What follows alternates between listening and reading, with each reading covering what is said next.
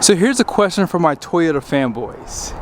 If Toyota were to announce for next year they were bringing back a V8, would that be exciting? Now the reason why I ask is because Stellantis is bringing back the 5.7 liter V8 because the Hemi fanboys were upset that they discontinued it. So maybe, just maybe, Toyota could do something very soon, maybe even next year, because they still produce a V8. Now, before we get started with the video, I did borrow this truck from Karl Malone Toyota here in Draper, Utah. It is available for sale. I'm going to show you guys really quickly around the truck. Be sure to ask for Lex if you would like to purchase. And yeah, let's go ahead and take a quick peek at that window sticker. At the very top is the description. So this is a Platinum with that wind chill pearl. Crew Max 5.5 foot bed. And then all the options are right here. Base price, and then total price is $71,488. And then Philly common numbers are right here. This Platinum does have a 3.5 inch lift. 35 inch tires. These are the Toyo Open Country AT3s.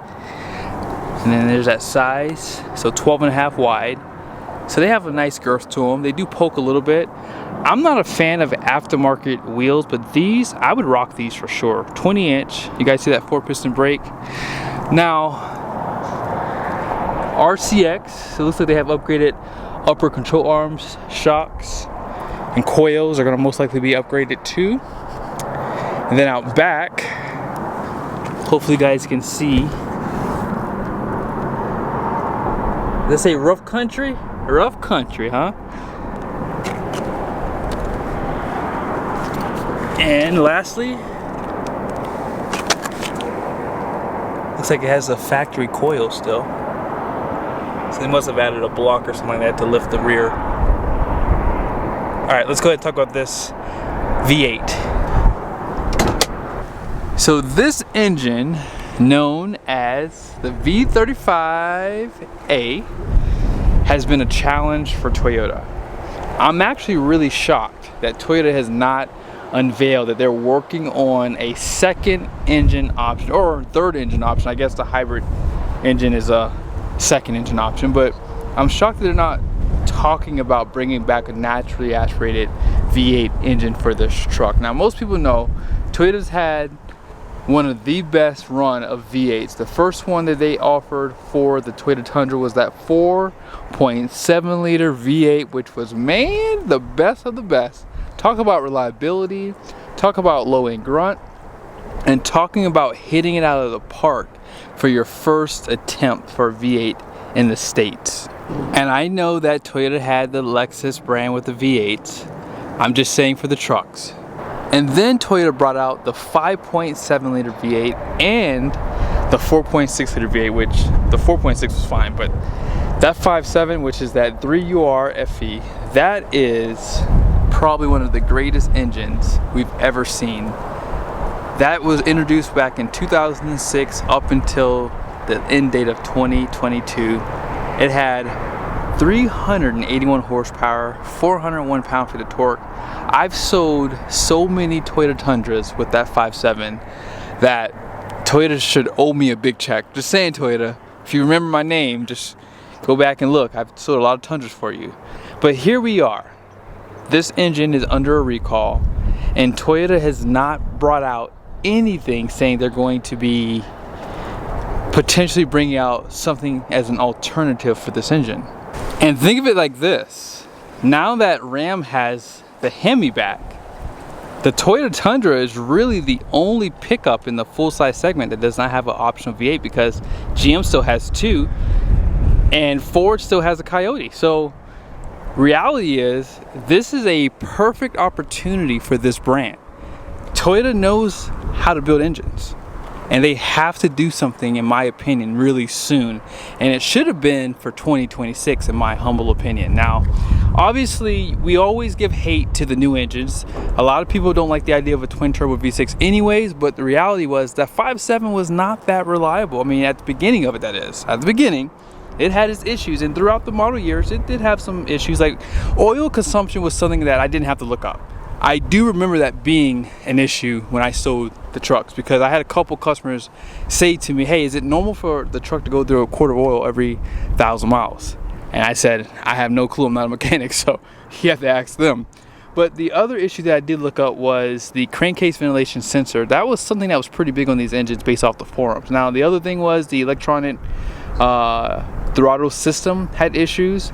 The water pump, which I think the water pump is an issue that some of the Toyota engines all have an issue with. I actually have the V6 engine in my wife's car, and we actually had to replace the water pump because it failed. So again, nothing is perfect, but if we're being honest, this engine is having major failures. The daggone entire engine needs to be replaced, right? And we really don't know if this issue is resolved. And I believe that the 5.7 liter was discontinued here in the States and abroad. So that engine is not being offered anywhere. So I can't see Toyota bringing back that platform, which is the 3UR. Now, they do still offer the 2UR, which is the 5-liter V8 found in the Lexus IS500 and the Lexus LC, I believe it is, LC500, which is that coupe. If I got that name wrong, I'll put it here. And I believe the RCF might still be using that, but that car is going to the chopping block soon. So that 5-liter V8 is still being produced, and it is potentially an engine that Toyota can offer. And one of the biggest benefits of this twin turbo V6 is that it is port and direct injection. The 5.7 was actually only port injection. I had to look that up today. I was like, man, was it port and direct? But I could not remember. But yeah, that engine was just port injection, which is good. But the 5-liter 2UR GSE is actually going to be port and direct injection. That engine also features Yamaha design high flow cylinder heads, titanium inlet valves, high lift camshafts, and dual length intake. So one thing I would say is this: that engine is overbuilt, and based off of some research I did before this video, was it's still really reliable, and they're still producing that engine.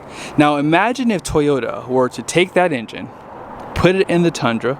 Also, I mean, they don't have to have it overbuilt like they do for the Lexus brand. Obviously they would have to do some different tuning for it, things like that, but it is a platform that's available, and they could add the 10-speed behind it for the Tundra. Remember, the 5.7 had the 6-speed, and the 6-speed with the 5.7 with that 430 rear was absolutely a nightmare for fuel economy. 100%.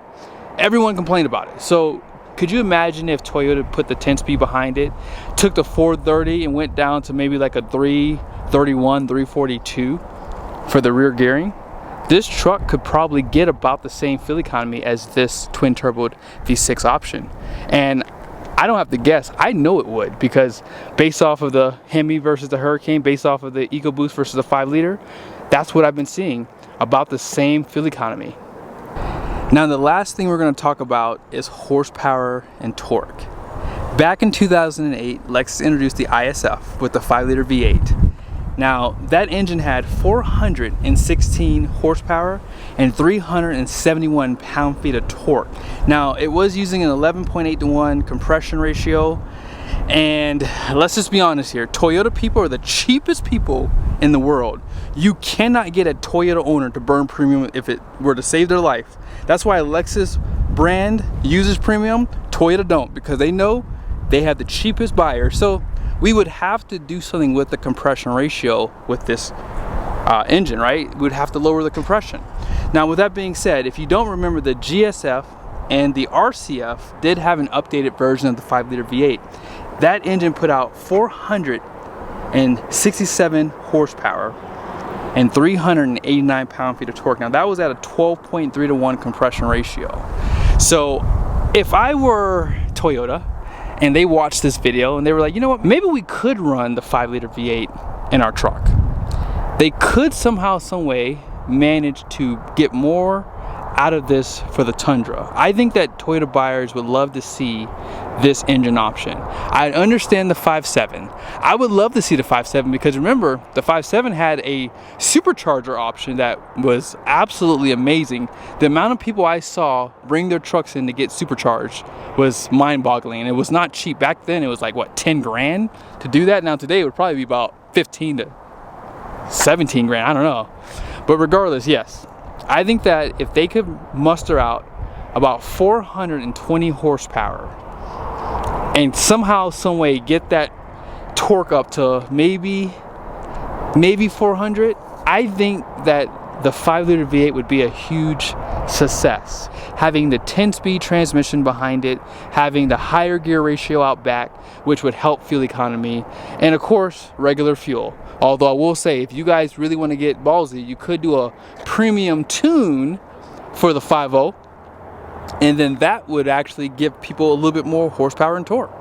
So what are your thoughts in the comment section? I think that people are tired of the EV push. People are tired of the hybrid push. People want what they want. And I think that they should make an option for all the buyers. Having a 5-liter V8 in the Tundra would be game changing, right?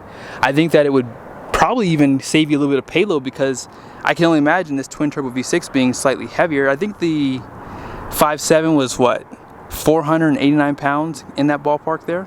So yes, I'm going to go over just real quickly some of the 2026 changes for the Tundra, and then that'll pretty much end the video.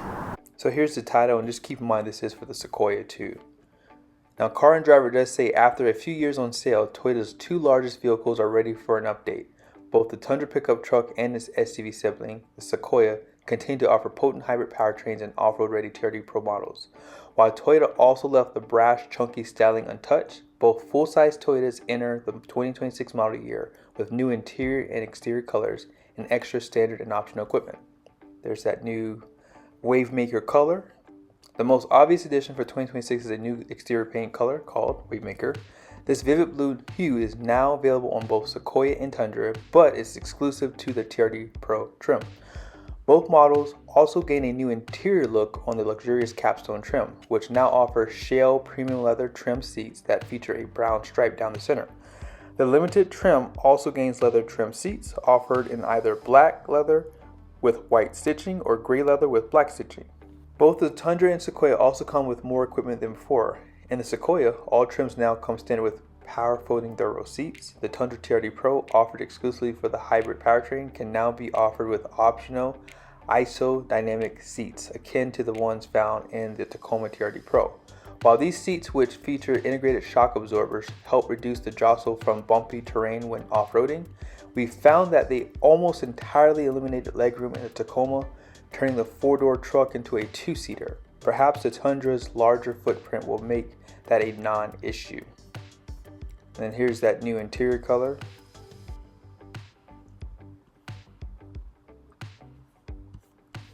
It goes on to say Toyota is also now offering power running boards on the Platinum trim and the 1794 TRD off-road package. The SX package now comes with new 20-inch wheels. Crew cab models also gain air vents on the rear center console, while Tundras equipped with single zone climate control gain the Smart Flow Management System, also called S-Flow, which directs the air only to the occupied seats in the vehicle. Toyota has also done away with the Tundra's smaller fuel tank, which is always a good thing for these models here. 32-gallon tank comes standard, a trailer hitch and a 4 and 7-pin connector also come standard across the Tundra lineup. Toyota didn't say exactly when 26 models will start reaching dealerships or how much they will cost, but we expect the 26 Tundra and 26 Sequoia to arrive before the end of the year. Base prices shouldn't rise by too much from the current starting point of $42,185 and $64,520 for the Tundra and Sequoia respectively. I always show the numbers on the door, so I'll show it to you real quickly. Gross axle weight rating out front is going to be 4,080 pounds. The rear is 3,860 pounds. I love to see those numbers be the same. If you get the hybrid, I believe they do make them the same. Gross vehicle weight rating is going to be 7,275 pounds. All in payload is going to be 1,300 pounds minus 46 pounds there. And of course, these wheels and tires are probably going to take away from your payload too, so just keep that in mind. Hope you guys liked the video. Be sure to subscribe. Let me know you guys' thoughts in the comment section. See you guys soon.